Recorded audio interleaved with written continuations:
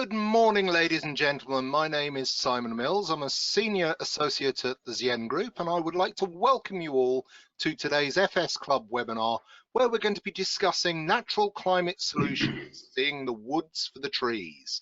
I'm joined by Dr. Paul Jefferiss, who has over 30 years experience in sustainability in both the public and the private sectors. As always, the agenda for this webinar is very simple. Following my introduction, Paul is going to make his presentation, and then we're going to have a question and answer discussion. Now, I'm afraid that you are all muted, but you are able to submit your questions to Paul through the chat tool to the right of your screen. Please do chip in at any point in these proceedings. I'm going to be collating your questions and I'll put them to Paul at the end. As with all our FS Club webinars, we're going to be recording this session and you're going to be able to access Paul's slides and presentation at a later date. Now, before we move on, I really must thank FS Club members who've opened up our webinar series to the public. With their help, since March of 2020, we have held over 300 of these events on topics as diverse as money laundering, the metaverse, and high salinity agriculture. The FS Club is the premier global executive knowledge network for technology and finance, where members and their guests can meet over a glass of wine to debate key issues which impact on financial services, technology and society. It's very much like a 21st century of the city's 17th century coffee houses. And so, without further ado, I'd like to introduce today's speaker. Paul is currently a non-executive director of the Carbon Trust and programme lead for sustainability and climate change at the UK's National Committee on China. He recently stepped down as BP's global head of policy and partnerships, where he managed the company's positions and relationships on energy, climate and the environment for over a decade. He's been honoured by the Queen as a pioneer to the life of the nation for services to the environment. Paul, welcome. Please tell us about natural climate solutions. Well, thank you, Simon, and welcome everyone to my talk on natural climate solutions. What I mean by seeing the wood for the trees is that while I'm not really going to try and give you any new information about NCS, what I will try and do is give you a new perspective on NCS. So first slide, please. So what is NCS and is it really a win-win-win? So NCS are human activities that have the effect of increasing carbon storage in the biosphere. And that can either be in the terrestrial biosphere or the marine biosphere, it can be above ground or it can be below ground. And at least theoretically, there are benefits for three of the most pressing existential problems that humanity faces.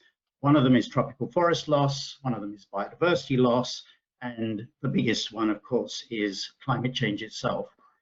And what I want to do today is examine these benefits in a little bit more detail, including their potential scale and the cost of delivering them, look at some of the risks of delivering them, and then ask the question of whether we're getting the balance between the risks and the benefits right in order to deliver the maximum sustainable NCS potential.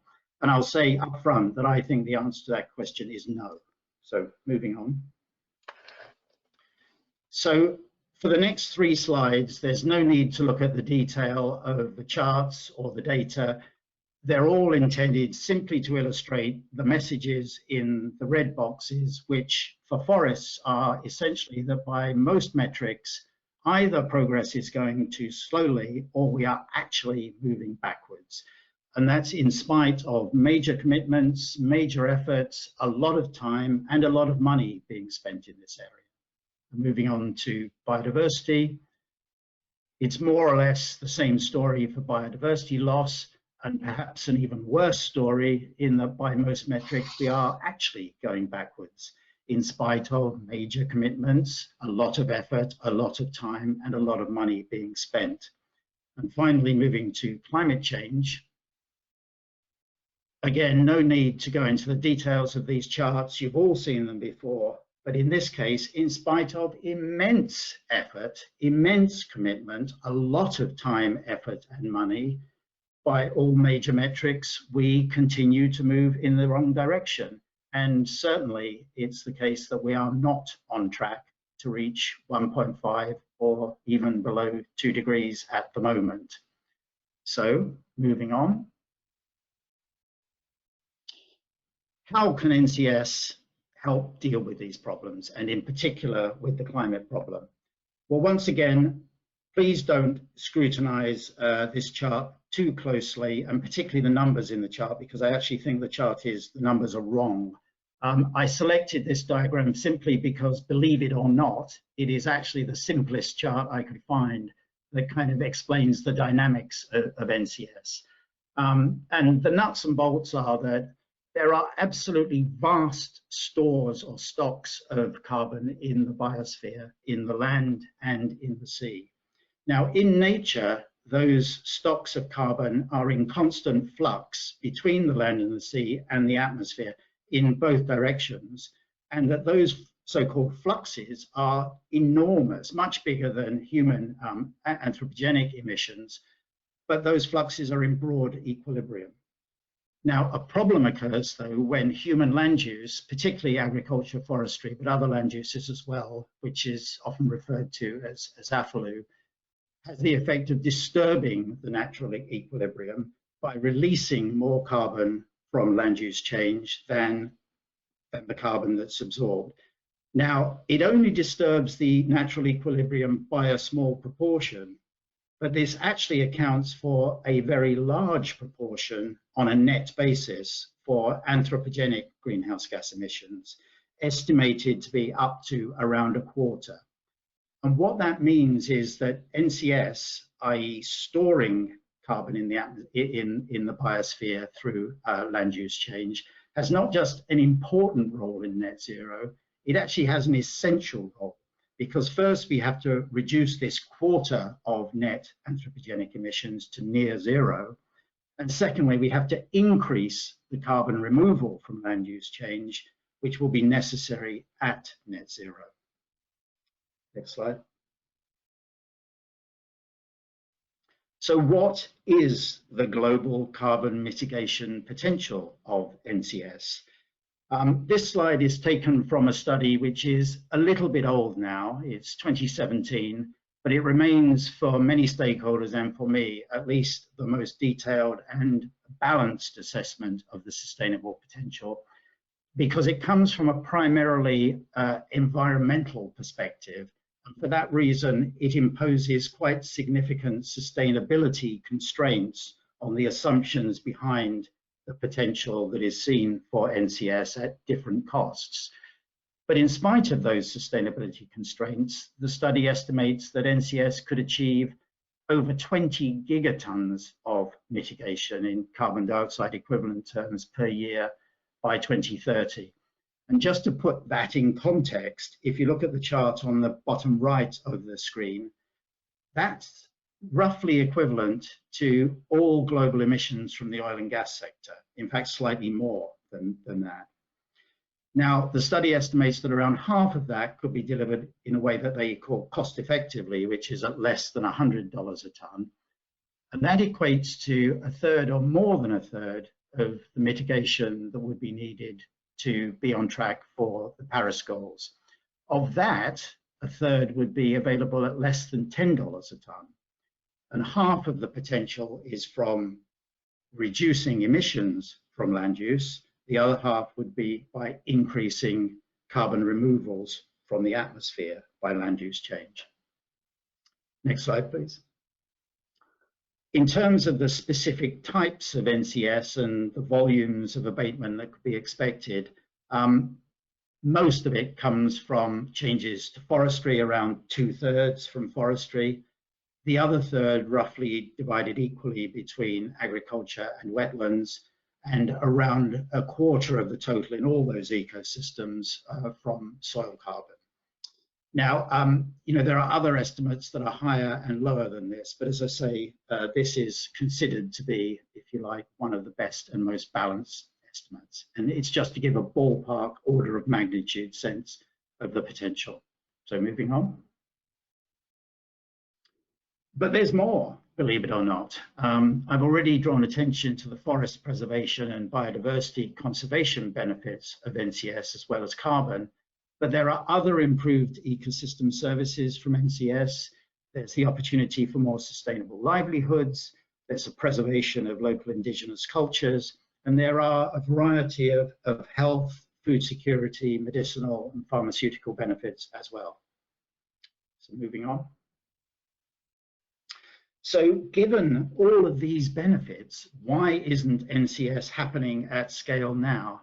And I think the answer is really as simple as this slide, that as long as we allocate low value to these benefits, then they attract limited finance, either to preserve or to enhance them. And so the key question, next slide please, is how can we change that to attract finance to NCS? Well, the traditional or one approach is simply to regulate directly, either to require certain land use changes to happen or to ban certain activities like logging from happening. And direct intervention is necessary, but it's insufficient because by and large it's expensive. Because it's expensive, it's generally politically resisted both by governments who see timber, for example, as a source of sovereign wealth, but particularly by practitioners on the ground, farmers and foresters who don't want to be told what to do because it will cost them money, generally speaking. And when measures like that are introduced, they are often ignored, but they're quite hard to police and enforce. So necessary, but not sufficient to solve the forestry, biodiversity, land use emissions problem. Philanthropic giving is another helpful but insufficient source, because even at the kind of Jeff Bezos Earth Fund or Norwegian government grant level for RED projects, for example, you know, in the low billions of dollars, while they are significant, they are nowhere near enough to deal with the problem at a global scale, which will require tens or hundreds of billions of dollars, quite literally.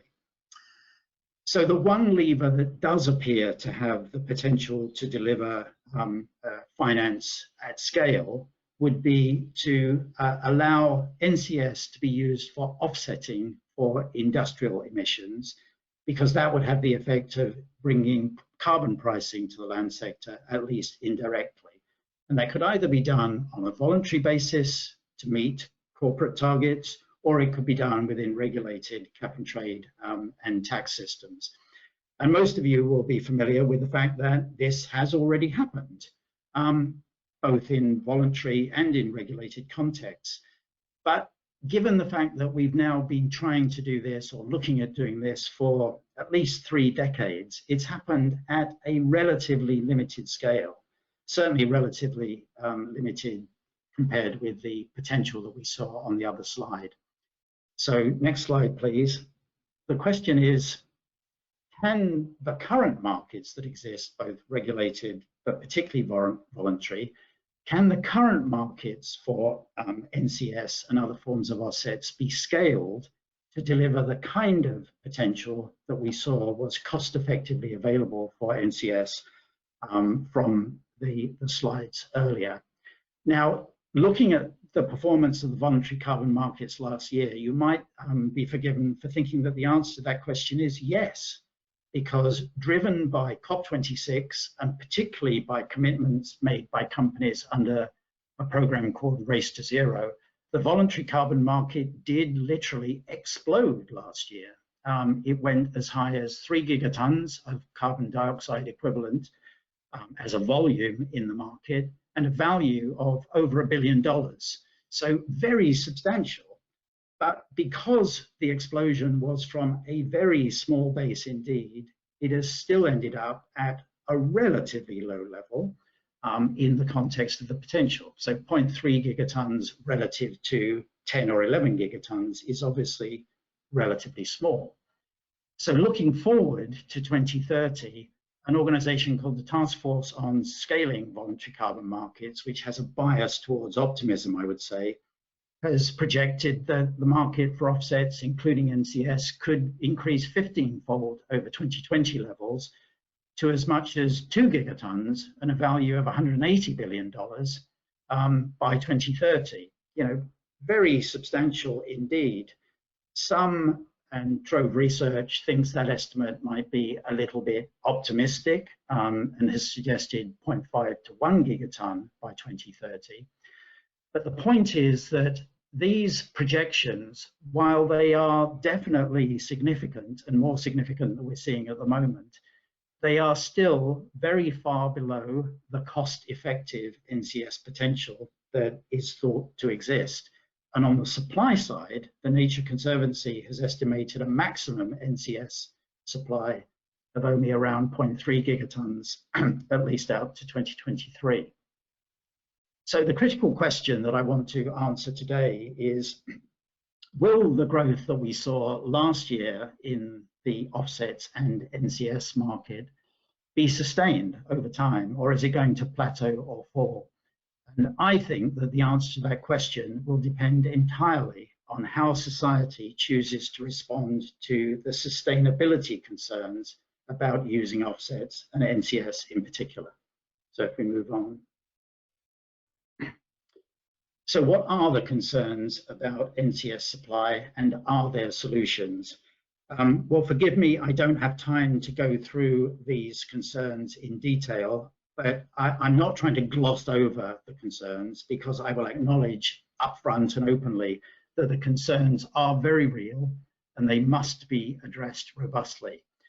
But I do think that solutions exist, and they can be required through independently verified sustainability standards on the supply side. Now, many of you will know that sustainability standards already exist for both offsets and NCS supply in particular. In fact, there are arguably too many of these standards, but I would argue that they do need strengthening, and they probably need consolidating, because there are too many. Now, higher sustainability standards will raise costs and prices, and that will limit demand to some extent. But I would argue that they are essential, because if NCS isn't real in the sense of abating carbon or sustainable, it will simply lose credibility and in fact be worse than useless. So we need sustainability supply standards strengthened. Next slide, please. So what are the concerns about offset or NCS use, i.e. concerns on the demand side, and are there solutions there? Well, this is where I think things get more tricky, because on the one hand, I think the concerns about how NCS is used are real and they must be addressed, and they're broadly as follows. The biggest concern is that NCS or offsets will be used as a so-called get out of jail free card for industry. And that's because they will either dilute corporate ambition or even national ambition at the beginning, and then they will delay or distract attention from the necessary but more expensive direct abatement in industry itself. The second concern is that they will be seen as an enduring solution rather than a kind of a bridge to a solution that involves direct abatement. And finally, that there could be double counting, either between countries or companies, or between companies and countries. The difficulty on the demand side, which I don't think exists to such an extent on the supply side, is that there currently are no universally agreed solutions either on how to limit offset use or how much to limit offset use. And the default is something you'll probably be familiar with, called the mitigation hierarchy, in which you first avoid, then reduce, and only then offset within your own value chain. And the problem with the mitigation hierarchy is that it's pretty poorly defined, particularly in terms of the conditions under which you move from avoidance to reduction to offsetting. And as you'll see, offsets are at the bottom of the hierarchy. So we do need clearer rules, and the rules need to be strict. And they're currently being hotly debated in many forums listed on the slide. But the key question in those debates is how stringent the conditions or limits on NCS offsets should be. So moving to the next slide. the question is, in that debate, are we currently getting the balance right? And I would say, no, we're not. And just to be clear, it's a balance on the one hand between a requirement for strict, direct industrial abatement pathways to net zero 2050, with only a limited contribution from offsets, except at net zero where removals can be used, against the need, on the other hand, for speed, scale, and action to reduce land emissions and deliver the forest and biodiversity co-benefits. I mean, at the moment, in the current debate, most of the focus is on climate and carbon and much less on biodiversity and forest loss. Within the climate focus, most attention is on industrial carbon abatement, with much less on land carbon abatement. Within the industrial focus, most emphasis is on voluntary action, much less on regulated action. And forgive me, within a focus on voluntary industrial carbon action, there is a very strong emphasis indeed on direct abatement with a limited role for offsets. In fact, in the most stringent thinking, offsets are allowed only as an optional extra and only if on a science-based direct abatement path to net zero 2050. And then within offsets, the emphasis is heavily on removals, which will be required at net zero, and much less on reductions. And what I think about the current debate is that while the focus on climate and direct industrial abatement is necessary, it seems to me that the emphasis at the moment is too strict, and that is having negative impacts. On the demand side, the negative impact is that the biggest emitters, the ones who can really move the dial, are struggling to make science-based commitments. And unless that changes, and I hope it does change, but unless it changes, then offsets and NCS simply won't be an option for the very stakeholders who could really make a difference. And that's why I'm concerned that the growth in the voluntary offsets NCS market may either plateau or fall. And that's having a chilling effect on the supply side, because potential investors who by and large understand and can manage most of the project risks associated with NCS can't predict demand even within an order of magnitude, as we've seen. And that has a deeply chilling effect on the appetite to invest. And I know as a matter of fact that there are billions of dollars of investment looking at this space, but hesitating to invest for these reasons. So next slide, please. Could more flexibility be introduced that would both promote NCS and preserve carbon integrity?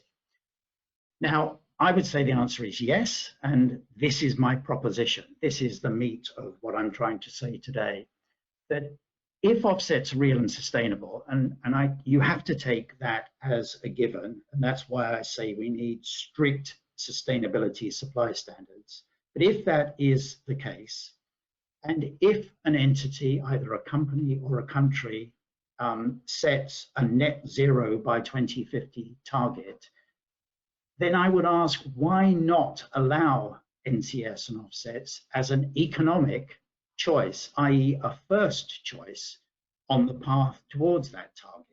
Now, perhaps you would impose time and volume limits if you were uncomfortable with completely open market, but moving towards flexibility would extend carbon pricing coverage to the wider economy, it would accelerate delivery and at a lower cost. And it would have the effect of allowing more time for technology innovation to enable better direct abatement options for industry. The second proposition I would make is that I would do that, i.e. prioritize offsets as an economic choice in the regulatory schemes rather than in the voluntary carbon market. And that's because if the US or China or the EU were to allow this, it would increase demand for NCS and offsets by an order of magnitude overnight, quite literally. Plus the sustainability of supply, guaranteeing that they deliver, could be more tightly regulated.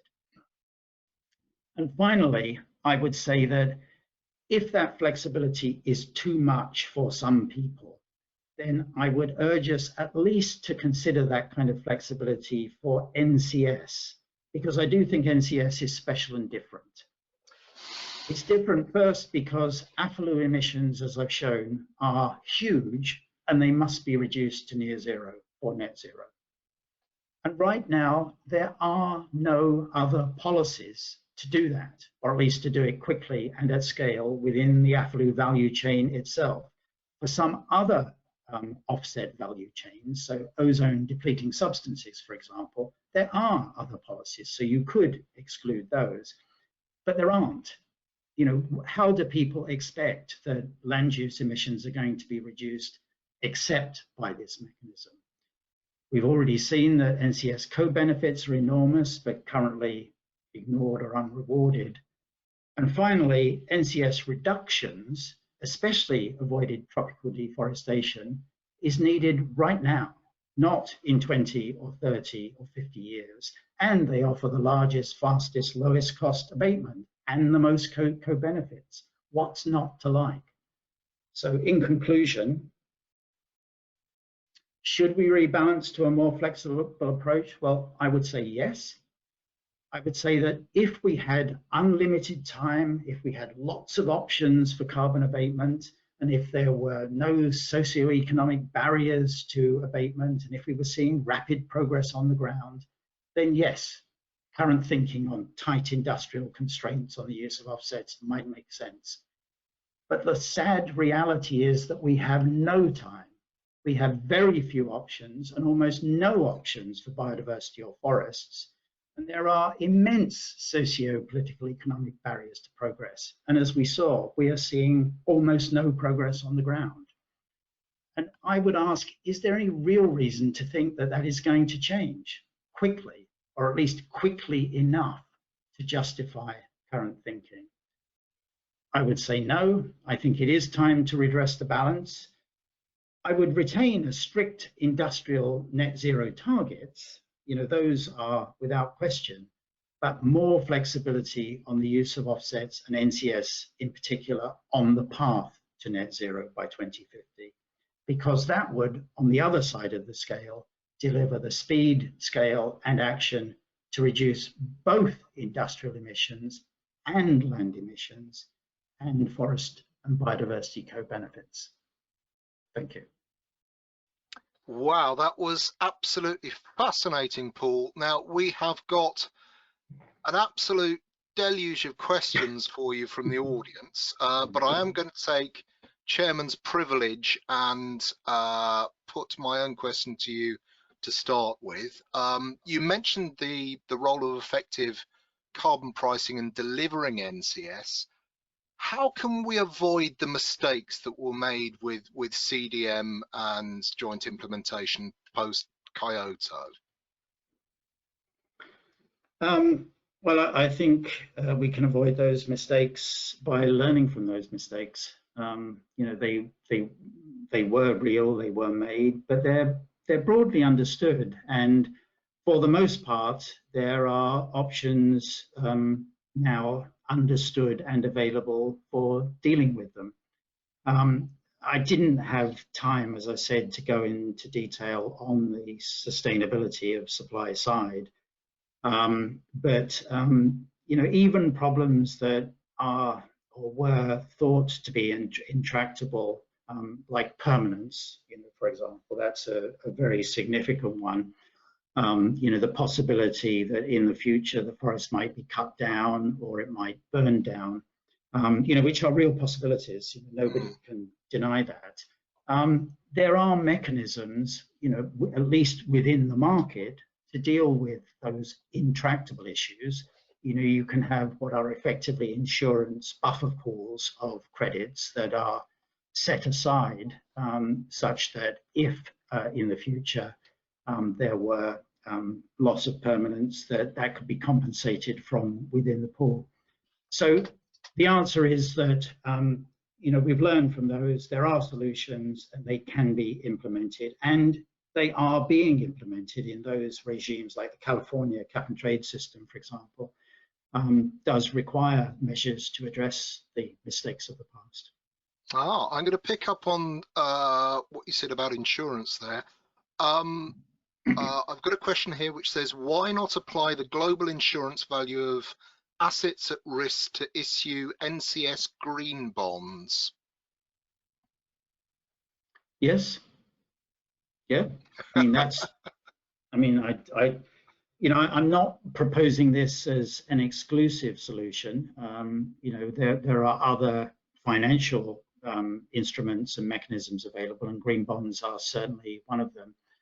And we've seen examples of green bonds being issued at scale with some success. Conservation International has done that. So this isn't if you like, the only game in town, but I think it is the only game in town that offers the opportunity to move at speed and scale. Carbon's actually quite easy to measure. Biodiversity, a lot less so. How can you actually set standards which encompass biodiversity and other difficult to measure sustainability factors? So, I mean, that is the very reason why I think we would want to use carbon markets as the mechanism to drive NCS, because carbon can be calibrated, it can be divided into units, it can be traded, and then the biodiversity benefits come on the back of those carbon benefits, if you like. But I do think that standards for biodiversity can be developed within carbon markets, and in fact they are being and have been developed. I mean, there are various biodiversity specific standards, like, for example, the CCBA, which is the Climate Community and Biodiversity Assurance standard. There are other standards. Plan Vivo focuses on biodiversity standards. So I think the answer to your question is use carbon because it can be calibrated and traded as a unit, but build in standards for biodiversity benefits on the back of that, which can and have been developed. The UN's SDGs are a really good measure of progress, but uptake has been a bit lukewarm. How can they be given teeth? The SDGs? Oh gosh, that's a sort of a different question and a bigger question. I think probably the answer, though, is the answer I gave on the slide with the dollar sign. For all of these issues, that all sustainability issues in one way or another arise from the fact that we either don't value a public benefit at all, or we undervalue it. And so my generic policy approach, and this is a slightly glib and high-level answer to the question because the SDGs cover so many sort of very specific issues, is to find mechanisms for allocating an economic value to the activity. Because sadly, the only way that I think change is going to be affected on most of the SDGs quickly and at scale is by doing that. If we try to intervene directly to change behavior, as I said, with sort of moderating land use emissions, it tends to be costly and politically resisted and therefore too slow. With a lot of these issues, we tend to look at figures in tables. We tend to look at graphs or financial flows. Ultimately, people live on the land where we are trying to impose these solutions. How does food production and other such issues fit into the NCS picture? Well, I think there is the potential either for food security or indeed biodiversity to be seen in conflict with NCS. But there is also the potential, if you do it right, for them to act in synergy. So yes, if you start planting eucalyptus monocultures, you are not going to produce food, you're not going to do any favors for biodiversity. And that is why we need sustainability supply standards to make sure that the types of NCS that are grown have the effect of supporting and reinforcing food production and biodiversity enhancement rather than damaging it. And that's why the price of NCS will go up if we have, strict standards in place, because certain types of NCS would not be considered sustainable. But provided that we do have those standards in place, I think synergies can be created. And where they can be created, then the practitioners of forestry and farming can actually expand and improve the sustainability of their livelihoods. And where that can be shown to be happening, those communities by and large are very enthusiastic supporters of it. And I've had personal experience of working with local communities, particularly in Mexico, in my case, where the degree of community involvement, engagement, and pride in what they were doing to preserve and enhance their natural forests was really inspirational for me. So there can be conflicts, but I think they can be managed, and where they're managed, they can be very beneficial. I absolutely agree. I was in Costa Rica in the early 90s, and when you spoke to children in particular, their ambition was to become a parataxonomist when they grew up. So beats being a train driver, I think. Now, I'm going to paraphrase a number of questions on a similar theme here, which is around voluntary offsets. Voluntary offsets are unregulated, and in some cases they can be extremely questionable. So how can the sector be cleaned up?